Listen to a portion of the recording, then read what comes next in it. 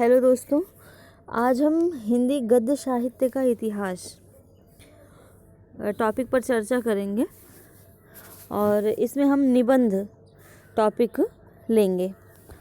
तो आइए इस पे हम कुछ क्वेश्चंस लेके आए हैं जो कि प्रीवियस ईयर के क्वेश्चंस हैं और बहुत ही इम्पोर्टेंट क्वेश्चंस हैं। तो उसकी हम प्रैक्टिस करवाएंगे आपको और साथ में ही हम उसके प्रश्नों के माध्यम से हम आपको ये भी बताने की कोशिश करेंगे कि आने वाले समय में और क्या प्रश्न बन सकते हैं। यानी हम जो टॉपिक आपको पढ़ाएंगे वो अच्छे से पूरा तैयार करवा देंगे इसी क्वेश्चन के माध्यम से ही। यानी क्वेश्चन हमारे ज़रूर 3 हैं, लेकिन ये 3 क्वेश्चन नहीं, आपको 15-20 क्वेश्चन के बराबर होगा। आपका ये 3 क्वेश्चन आपके 15-20 क्वेश्चन के बराबर होगा। तो आइए हम चर्चा करते हैं। पहला क्वेश्चन देखिए, आप लोग हल करके बताइए कि हिंदी निबंध का उत्कर्ष काल है क्या है। हिंदी निबंध का उत्कर्ष काल है, यानी निबंध का उत्कर्ष किस काल में हुआ। एक तो ऐसे भी क्वेश्चन बन सकता है, तो क्या होगा इसका, शुक्ल युग। उत्तर क्या है इसका, शुक्ल युग। आइए इसकी व्याख्या पे हम थोड़ा सा नज़र डालते हैं। आचार्य रामचंद्र शुक्ल के मार्गदर्शन से द्विवेदी युग के पश्चात का निबंध लेखक परिचय, विवरण, अनुशीलन और आलोचना के साथ वस्तु के मूल तत्व की शोध में प्रवृत्त हुआ। यानी अब जो है निबंध के जितने भी मूल और आवश्यक तत्व होते हैं वो सारे तत्व इधर शुक्ल युग में आ गया। और मतलब ये सारे तत्व की कसौटी पर अगर हम शुक्ल युग के निबंध को कसेंगे तो वो खरा उतरेगा। कहने का तात्पर्य यही है। यहाँ पे आगे का हम बात करते हैं। तो वस्तु की अपनी सामर्थ्य सीमा के साथ बौद्धिक व्याख्या और विवेचन करने लगा। यहाँ पर बौद्धिक व्याख्या और विवेचन भी होने लगा शुक्ल युग से। इस नए काल में निबंध लेखक अधिकांशतः आलोचनात्मक निबंध लिखने लगे। मतलब अगर पूछा जाए कि किस युग से निबंध लेखक अधिकांशतः आलोचनात्मक निबंध लिखने लगे, तो क्या आंसर होगा आपका, शुक्ल युग से।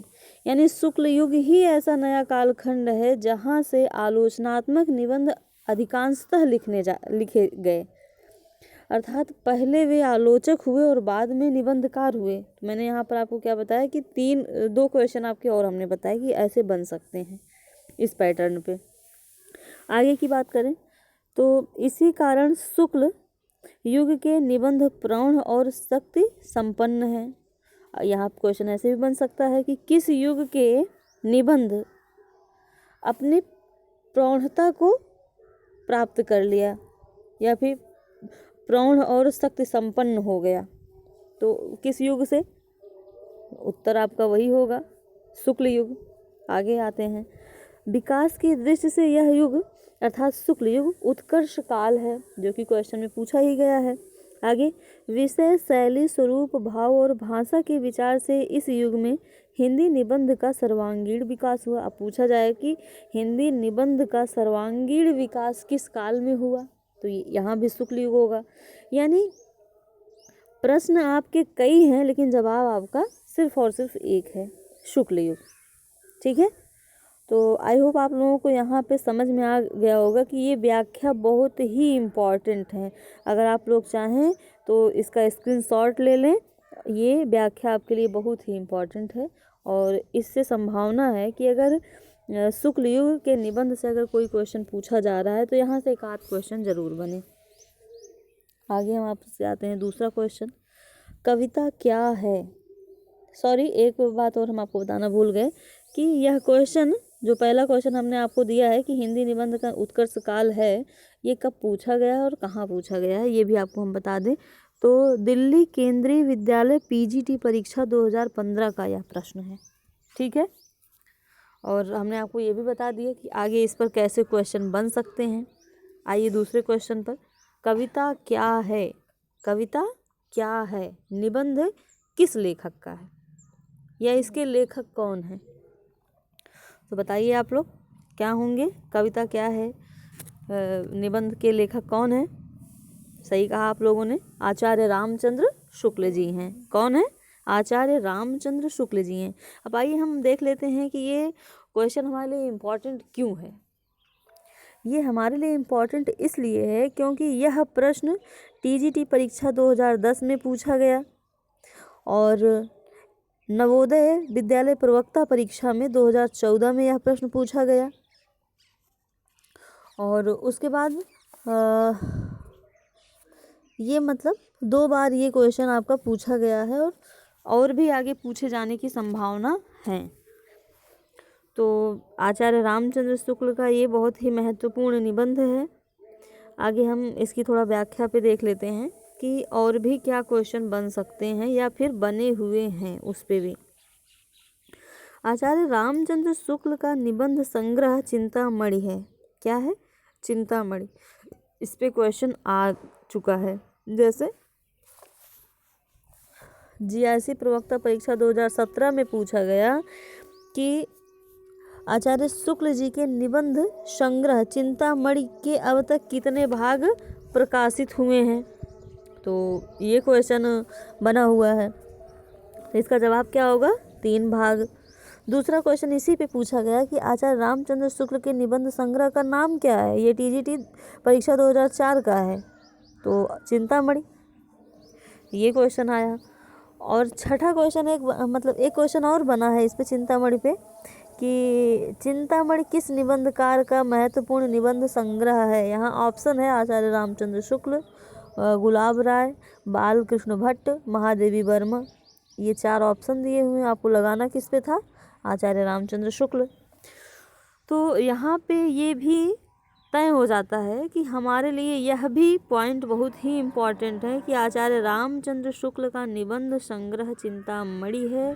इसके 3 भाग हैं, यानी इसी लाइन से आपके 3 बार क्वेश्चन पूछे गए हैं। तो ये लाइन आपके लिए बहुत ही इम्पॉर्टेंट हो जाता है परीक्षा के पॉइंट ऑफ व्यू से। आगे आते हैं। तो चिंतामणि के प्रमुख निबंध हैं, यानी चिंतामणि के अंतर्गत आचार्य रामचंद्र शुक्ल ने कई सारे निबंध लिखे हैं। आइए हम उस पर नज़र डालते हैं। तो पहला है भाव या मनोविकार। अगर यहाँ क्वेश्चन बन सकता है कि भाव या मनोविकार आचार्य रामचंद्र शुक्ल का निबंध है, यह उनके किस निबंध संग्रह के अंतर्गत है, दे सकता है ऐसे। और बाकी चिंतामणि एक ऑप्शन दे देगा, बाकी और लोगों के निबंध संग्रह जो है उनको दे देगा। तो जवाब आपका चिंतामणि ही होगा। या फिर पूछा जा सकता है भाव या मनोविकार किसका निबंध है, तो आचार्य रामचंद्र शुक्ल का हो जाएगा। ये भाव या मनोविकार बहुत ही इम्पोर्टेंट क्वेश्चन है आपके लिए। दूसरा उत्साह, श्रद्धा और भक्ति भी बहुत इम्पोर्टेंट है यहाँ पे। ठीक, श्रद्धा और भक्ति, भाव या मनोविकार, ये दोनों बहुत इम्पोर्टेंट निबंध है आपके लिए। दूसरा, अब आपको हम थोड़ा सा ट्रिक अगर बताएं, जैसे उत्साह, करुणा, लज्जा और ग्लानि। लज्जा और ग्लानि भी यहाँ पर इम्पॉर्टेंट है। यहाँ भाव या मनोविकार, श्रद्धा और भक्ति, लज्जा और ग्लानि, ये 3 को आप मोस्ट इम्पॉर्टेंट में डाल लीजिए इनके। उसके बाद घृणा आ गया, ईर्ष्या आ गया, भय आ गया, क्रोध आ गया। यानी घृणा, ईर्ष्या, भय, क्रोध अगर कोई निबंध किसका है पूछा जा रहा है तो किस पे लगाएंगे आप? डायरेक्ट लगा देंगे कि हाँ आचार्य रामचंद्र शुक्ल जी का है। कविता क्या है, इसके कौन है, ये तो आपके 2 बार क्वेश्चन पूछा ही गया है। और उसके बाद काव्य में लोक मंगल की साधनावस्था, अभी ये क्वेश्चन पूछा नहीं गया है लेकिन पूछा जा सकता है कि काव्य में लोक मंगल की साधना अवस्था किसकी है, तो आचार्य रामचंद्र शुक्ल की है। एक बार फिर से देख लेते हैं। भाव या मनोविकार, श्रद्धा और भक्ति, और लज्जा और ग्लानि, कविता क्या है, काव्य में लोक मंगल की साधना अवस्था। देखिए हम इसमें मोस्ट इम्पॉर्टेंट जो क्वेश्चन हैं उसके कितना इम्पोर्टेंट है उस प्रायोरिटी से हम आपको बता रहे हैं यहाँ पर। ठीक, ये प्रायोरिटी के क्रम में हमने आपको अभी गिनाया है। भाव या मनोविकार, श्रद्धा और भक्ति, लज्जा और ग्लानि, कविता क्या है, काव्य में लोक मंगल की साधना अवस्था, ये 4 आप रट लीजिए। उसके बाद बचता क्या है, उत्साह बचता है, करुणा बचता है, उत्साह, करुणा, घृणा, ईर्ष्या, भय, क्रोध। ठीक, आइए हम आगे चर्चा करते हैं कि रामचंद्र शुक्ल द्वारा रचित अन्य निबंध कौन से हैं। तो ये भी बहुत इम्पोर्टेंट है। जैसे मानस की धर्मभूमि, इससे क्वेश्चन आया हुआ है आने वाले समय में। आइए पहले हम क्वेश्चन को ही देख लेते हैं। धर्म की रसात्मक अनुभूति का नाम भक्ति है। उपर्युक्त कथन आचार्य रामचंद्र शुक्ल के किस निबंध का अंश है? पहली बात तो एक प्रश्न ऐसे ही बन सकता है कि धर्म की रसात्मक अनुभूति का नाम भक्ति है, या किसका कथन है? तो आचार्य रामचंद्र शुक्ल का हो जाएगा। दूसरा, ये किस निबंध का अंश है? तो ये है मानस की धर्मभूमि। ठीक, मानस की धर्मभूमि में इन्होंने कहा है कि धर्म की रसात्मक अनुभूति का नाम भक्ति है। यह हम कहीं पर कह चुके हैं। धर्म है ब्रह्मा के सत्स्वरूप की व्यक्त प्रवृत्ति, जिनकी असीमता का आभास अखिल विश्व में मिलता है, अखिल विश्व स्थिति में मिलता है। इस प्रवृत्ति का साक्षात्कार परिवार और समाज ऐसे छोटे क्षेत्रों से लेकर समस्त भूमंडल और अखिल विश्व तक के बीच किया जा सकता है। तो ये इनका पूरा यहाँ पे कथन रहा है।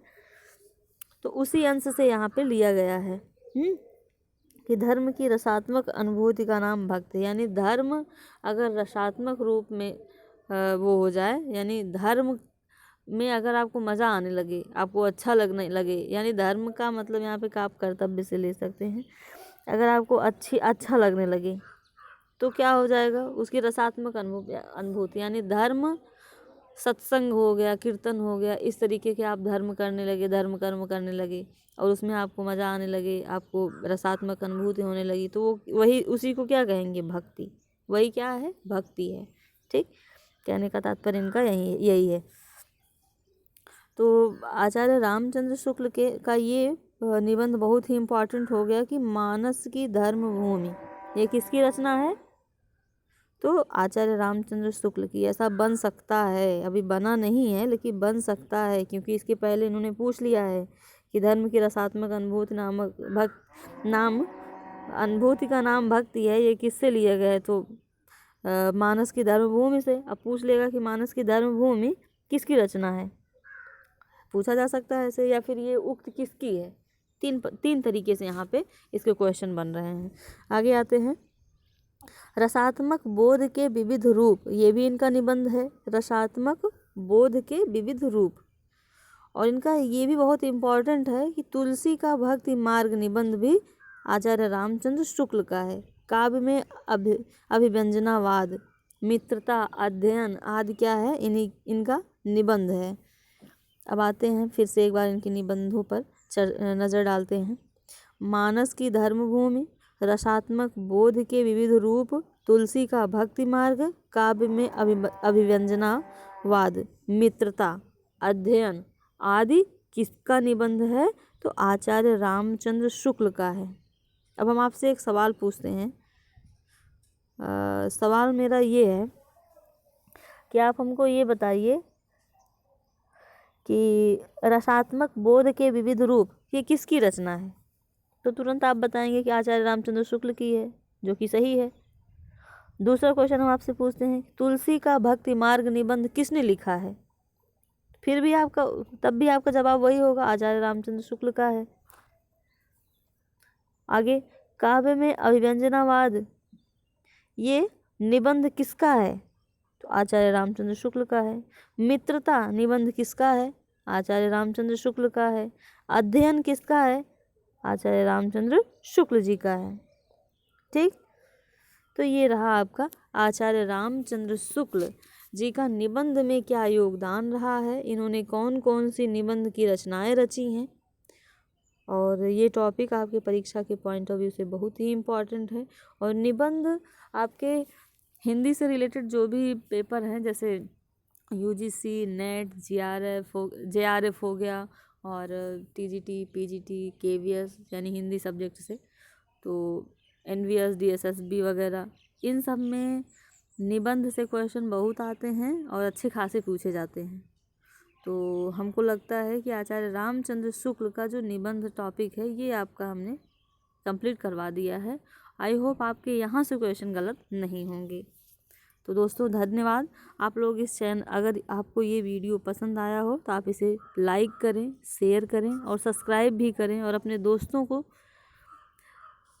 इसे सब्सक्राइब करने के लिए भी रिक्वेस्ट करें, क्योंकि ये उनके लिए बहुत ही इम्पॉर्टेंट वीडियो यहाँ से दी जा रही हैं, जो कि उनके परीक्षा के पॉइंट ऑफ व्यू से बहुत इम्पॉर्टेंट है। तो धन्यवाद आप लोगों का।